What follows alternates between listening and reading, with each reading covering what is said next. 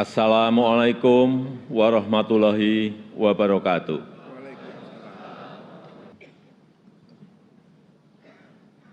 Kita saat ini sudah memasuki tahun politik. Suasana sudah hangat-hangat kuku dan sedang tren ini di kalangan politisi dan parpol. Setiap ditanya capres dan cawapresnya, jawabannya belum ada arahan Pak Lurah. Saya sempat mikir, siapa ini Pak Lurah? Sedikit-sedikit kok Pak Lurah.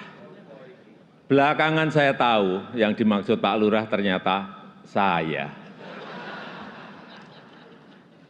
Ya, saya jawab saja, saya bukan lurah, saya adalah Presiden Republik Indonesia. Ternyata Pak Lurah itu kode. Tapi perlu saya tegaskan, saya ini bukan ketua umum parpol, bukan ketua umum partai politik, bukan juga ketua koalisi partai. Dan sesuai ketentuan undang-undang, yang menentukan capres dan cawapres itu adalah partai politik dan koalisi partai politik. Jadi saya ingin mengatakan itu bukan wewenang saya, bukan wewenang Pak Lurah, bukan wewenang Pak Lurah. Sekali lagi, walaupun saya paham ini sudah menjadi nasib seorang presiden untuk dijadikan paten-patenan dalam bahasa Jawa, dijadikan alibi, dijadikan tameng, bahkan walau kampanye belum mulai, foto saya banyak dipasang di mana-mana. Ya, saya harus ngomong apa adanya. Saya ke provinsi A, ada. Ke kota B, ada. Ke kabupaten C, ada juga. Sampai ke tikungan-tikungan desa saya lihat, ada juga. Tapi bukan foto saya sendirian. Ada di sebelahnya bareng capres. Ya, saya kira menurut saya juga enggak apa-apa, boleh-boleh saja. Bapak Ibu yang saya muliakan, posisi presiden itu tidak senyaman yang dipersepsikan. Ada tanggung jawab besar yang harus diemban, banyak permasalahan rakyat yang harus diselesaikan. Dan dengan adanya media sosial seperti sekarang ini, apapun bisa disampaikan kepada presiden. Mulai dari masalah rakyat di pinggiran, sampai kemarahan, sampai ejekan, dan bahkan makian, dan fitnahan, bisa dengan mudah disampaikan dengan media sosial. Saya tahu ada yang mengatakan saya ini bodoh,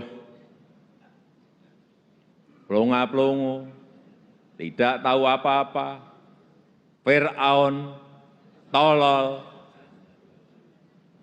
Ya enggak apa-apa. Sebagai pribadi saya menerima saja.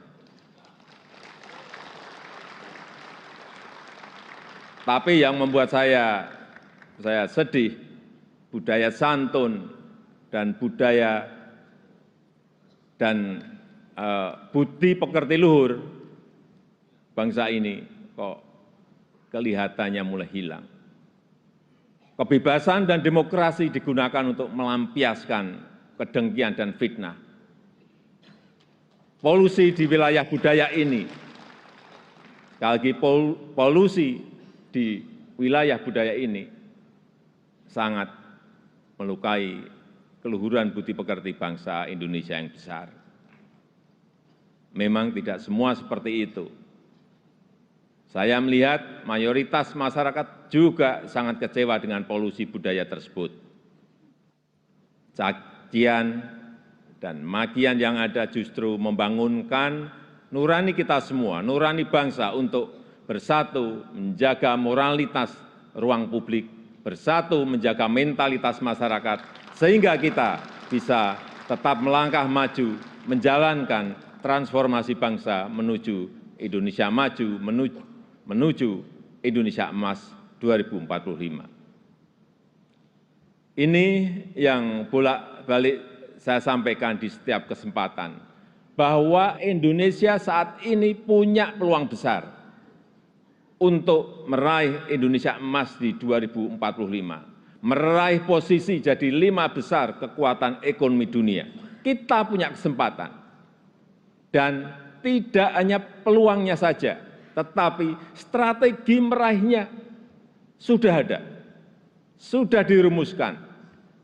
Tinggal apakah kita mau memfokuskan energi kita untuk bergerak maju, atau justru membuang energi kita untuk hal-hal yang tidak produktif, yang memecah belah, bahkan yang membuat kita melangkah mundur.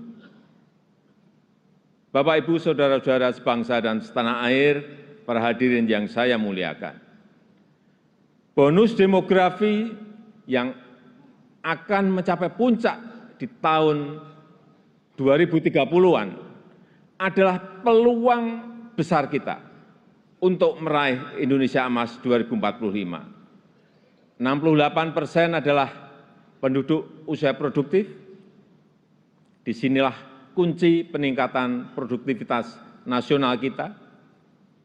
Selanjutnya, peluang besar yang kedua adalah international trust yang dimiliki Indonesia saat ini, yang dibangun bukan sekedar melalui gimmick dan retorika semata, melainkan melalui sebuah peran dan bukti nyata keberanian Indonesia dalam bersikap.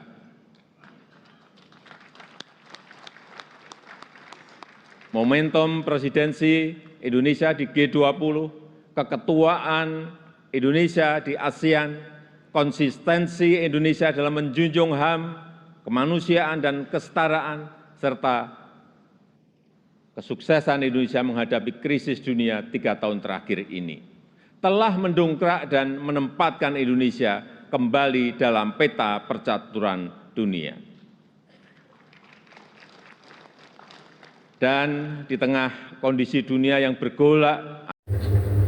Perkenalkan, saya Widya Ananda Aprilia, kelas 64 2E25 dengan NIM 64231091. Dalam pidato HUT PGRI 2023 lalu, Presiden Republik Indonesia Bapak Joko Widodo menyampaikan bahwa 2023 sudah memasuki tahun politik. Di dalam video pidato tersebut membahas tentang politik yang akan terjadi pada tahun 2024 sekarang. Bapak Presiden Joko Widodo menghimbau masyarakat untuk melakukan pemilu dengan tertib dan teratur. Beliau menjelaskan bahwa menjadi presiden bukanlah suatu jabatan yang mudah untuk dijalankan. Banyak sekali tantangan dan tugas yang berat, belum lagi memiliki tanggung jawab yang sangat besar karena posisinya ialah orang yang menjadi contoh untuk masyarakat. Di dalam pidato tersebut juga beliau mengatakan bahwa Indonesia saat ini memiliki peluang yang sangat besar untuk meraih Indonesia Emas 2045, untuk meraih posisi menjadi 5 besar di dalam ekonomi dunia. Selain dapat meraih posisi itu, beliau juga sudah memiliki peluang dan strategi untuk meraih posisi tersebut dan menghimbau masyarakat untuk memfokuskan perhatiannya untuk Indonesia yang lebih maju dan membuang fokus masyarakat untuk membuat hal-hal yang bersifat negatif dan memecah belah satu kesatuan bangsa Indonesia. Sekian video pidato yang sudah saya analisis dan terima kasih.